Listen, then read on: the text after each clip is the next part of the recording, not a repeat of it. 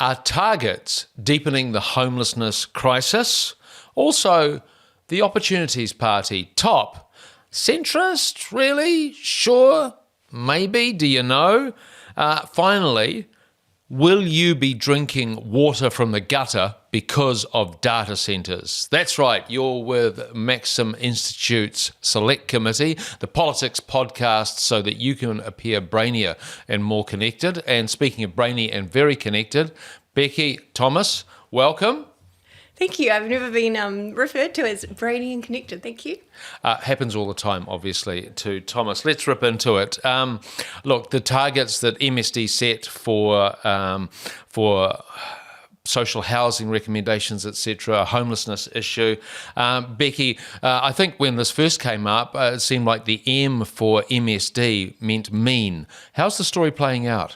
The story's developing a little bit, Tim, to basically the government is now being questioned around why they gave such intense metrics to MSD. So the wider story is that there's certain metrics that MSD were given by the government, basically saying, hey, you need to keep your homelessness statistics down. You need to show that more people are homed and healthy and housed. But unfortunately, this is actually just showing that there's a bigger issue going on because so many people are on the streets doing it rough. In fact, the head of the Auckland City Mission is saying she has never in her 13 years seen so much homelessness on the streets. It's just getting so much worse all around the place. And so the fact that at the same time there's a reduction in statistics in homelessness, it's just like interesting reporting, and you're kind of wondering what's actually going on. And it's just that appearance of something happening, which reminds me of the phrase Potemkin villages, which you may or may not know, but these were the fake villages that were erected along the train lines that Stalin would take during his quote-unquote rebuilding of the USSR. It's because it's like, oh, there appear to be villages like this is actually, everything's working. It wasn't. It was fake. So what you're saying, though, Becky, sort of seems to put MSD in the clear, Thomas? Well, so we've got a few challenges here. So obviously the context is that rates of homelessness have increased quite significantly, and particularly people sleeping rough. So in New Zealand, the term homeless means something quite broad for people who don't have stable housing, but then rough sleeping, people sleeping outdoors. And then under the previous government, we saw a significant increase in what was emergency housing, often people being placed in motels because they didn't have anywhere else to go. And so we saw a massive spike in people being placed in emergency housing. And that's not really ideal because emergency houses are not not an ideal solution for people who are struggling because it kind of compounds a bunch of social deprivation and facilities that aren't built for that, right? And so and also what we seek from housing is actually a home. Stability, regularity, peacefulness in some sense. Yeah, so what we're looking for in housing is something deeper than just sort of a place of shelter. But in a time of crisis, well, shelter's pretty good. Desirable. But motels are not facilities that are specifically built for that. And so the current government came in with a plan of, hey, we can't actually just rely on high numbers of people in emergency housing. We want to get that down and get people into other forms of accommodation. So, I think a worthwhile goal.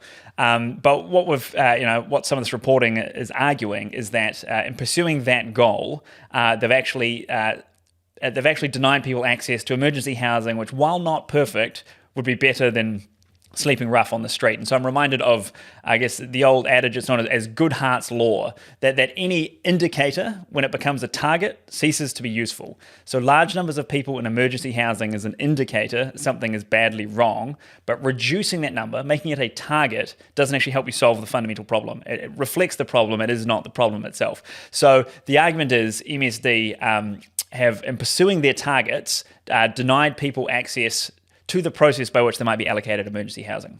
And thereby raising the number of those who are homeless because of that. And this is something actually I find myself saying increasingly is, this piece of information is a great diagnostic, but it doesn't indicate the remedy that we should use to help alleviate it. And look, let's just also be aware, homelessness is so multivalent. You can be homeless not simply because you can't afford to find somewhere to live, but you may have a drug problem. that is causing you to not be able to find that sort of security and stability. Also, you could be mentally ill, and you could also. And look, I used to live in the centre of Auckland and chatted with people. It's like I met a couple of guys, lovely young men. And they're like, we're here because we didn't want to grow up in a gang house in Hamilton. So we would rather be on the streets in Auckland. I think what's interesting to frame this more widely is that homelessness didn't go down, as you say, Thomas, under the previous government, 2018, 2023. And that definition, as you say, also is very broad in the sense that if someone gets kicked out of their flat, but they've got four mates that they can sort of sleep on the couch thereof, they're defined as homeless. However, someone sleeping beside a rubbish bin on a street in the middle of town, that's rough sleeping. That's probably the idea that most people have in their head. So let's keep moving. Yeah. Oh no, I was just going to say to your point earlier, it is multifaceted. You have people who are actually able to find a friend's house and lie on their couch. Okay, that's less of a desperate situation. But the fact that in Auckland we don't have anything available for anyone after 5 p.m. Every night, like that is a bit of an issue. And so I think, yes, the main concern is a metric problem. If you're metricing, if you're saying, homeless stats are down, but actually this is encouraging people to say no to those who really need it. That's obviously an issue, but there is the much broader issue that Maxim actually touched on. We did an event earlier in the year for women, very to the heart of women, and actually talked about poverty and the deeper causes, because it's a much wider scale. Yeah, poverty can be cultural as well as material.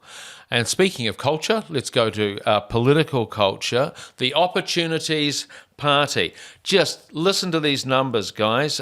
Just going back from 3.2% to 3.3% in polls. One News variant, 4.6%. Roy Morgan, which is, people do hold their nose about that poll a bit, 6.5%. The centrists are on the way. They're coming to reclaim the promised land. Thomas, how centrist are the Opportunities Party? Yeah, so TOP have been around for a few elections now. Well, they've been through a big rebrand. Used to be the Opportunities Party, and times are tough. They've made that singular, the Opportunity Party. But they've really pitched themselves as this, we could work with either side of the house. We are kind of an ideas factory that's trying to get elected. And so they've kind of had different eras of that. But they were started by Gareth Morgan, the controversial economist who spent a lot of time, probably too much time, talking about cats. He was right on that issue, but, it wasn't politically palatable. Also, New Zealand has the highest rates of pet ownership, one of the highest rates in the pet ownership in the OECD. If you want to appeal to people, you don't go after the cats. No, the cat owners are pretty crazy as well. But but other than that, so TOP running this election are trying to appeal to both sides of the house. They want to say, we are kind of the radical centre. We're full of big ideas, but we can work with anyone. And so their kind of landmark policy that's kind of they're going into the election with is a combination of a universal basic income. So I think it's $19,400 is their kind of promise for every citizen, and that will replace most forms of benefit or welfare. So in order to fund this, because giving every Kiwi $19,000 a year costs a bit of money, they're pitching a land tax, 1.75% on the value of the land for urban land and 0.5% for rural land. So when we're talking about that, it's not the capital value of a property, but just the land that lies underneath it. So everyone who owns land in New Zealand paying tax on that every year to fund a UBI. Centrist? Well, I think it's interesting because land tax as an idea has been around for a while, and I have some sympathies with the idea of a land tax. When I did some work for us here at Maxim on housing, I advocated that councils should switch from rating on property values to land values. So the idea of taxing land is quite neat because when you tax something, you get less of it, right? You tax income, you get less jobs. If you tax cigarettes, you get less smoking. If you tax land, well, the amount of land is fixed. We can't get less of it. So it's sort of a perfect tax in that respect. But it is quite a high land tax they're advocating for because they're not, they do have some changes to income tax as well. So it's not the only thing they're doing. But it is a radically significant change. And the problem is that they are a minor party who, if they get in, it'll be, sort of just getting in the 5% threshold or a little bit more.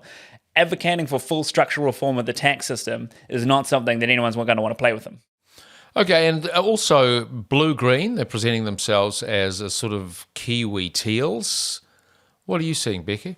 Yeah, I think that would be the dream if you could have a political party that genuinely drew from both the right and the left. I just don't think when you look into a little bit further, a little bit into the data, that that's actually what they have going on. So there was a Taranaki report that examined all 43 top candidates and found that roughly 38 of them come from overlapping left-wing professional and institutional networks. So I think a genuine blue-green centrist party would contain a mixture, and I feel like the issue is they're labelling themselves as being genuinely blue-green.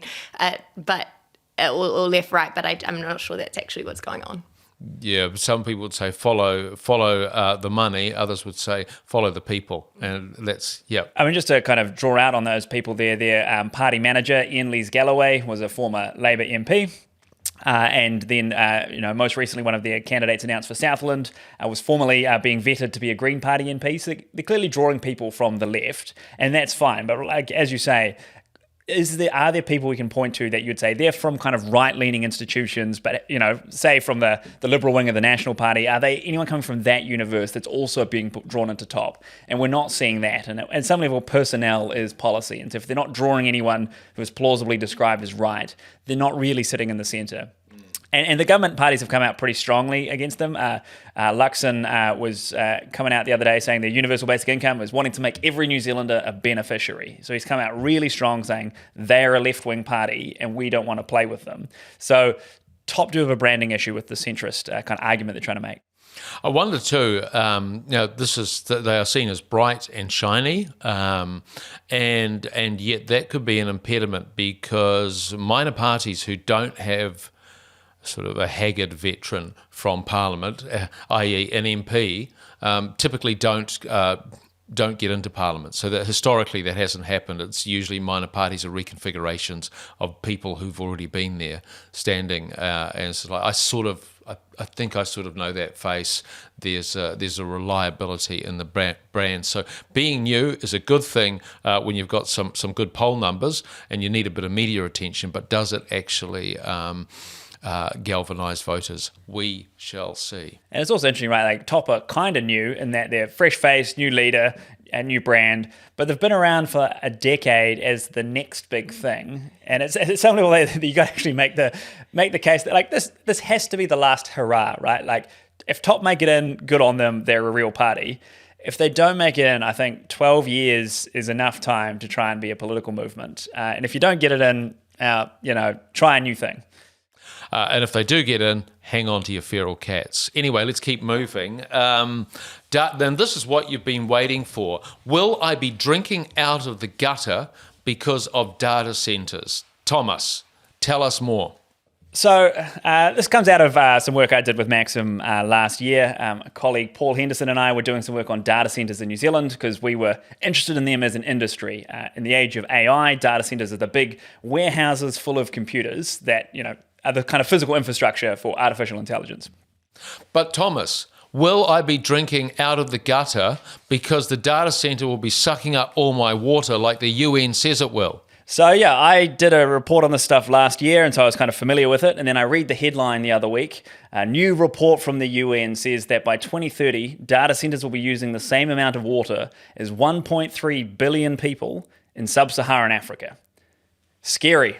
And I was like, does that make sense? Like, just pause for a moment, vibe filter. Do I really think a data center is going to be using the same amount of water as 1.3 billion people? That number struck me as high, and so I went kind of prodding a little further. And so this was a UN report, and I take it for granted that all their numbers are, in fact, accurate, right? I'm not questioning the numbers themselves, so I'm like, that doesn't seem meaningful. So I went looking. How is it that they were saying that data centers were going to be using the same amount of water as 1.3 billion people? So firstly, what they did was they defined their terms, right? What we're talking about is the associated water footprint.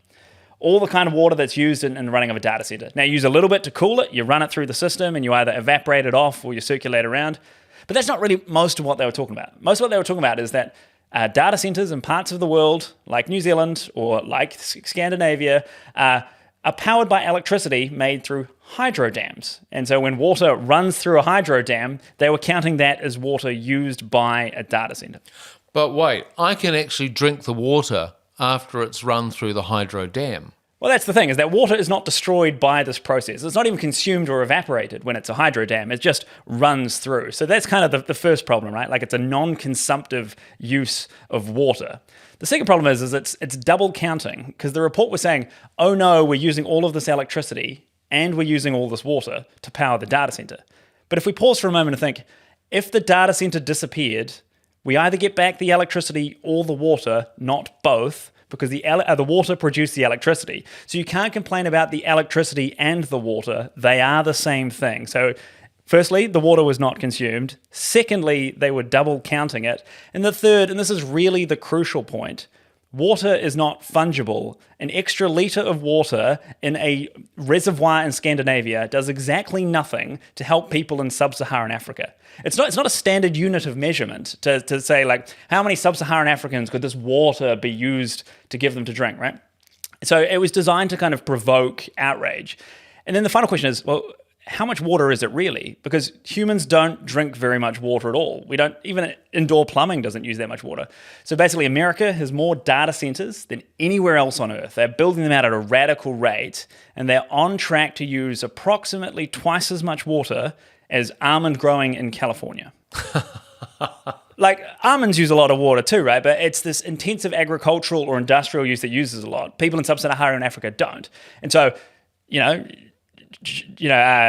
almonds use a bunch of water, data centers use a bunch of water. That's all fine. Precisely none of it means that people are going to be going without a drink.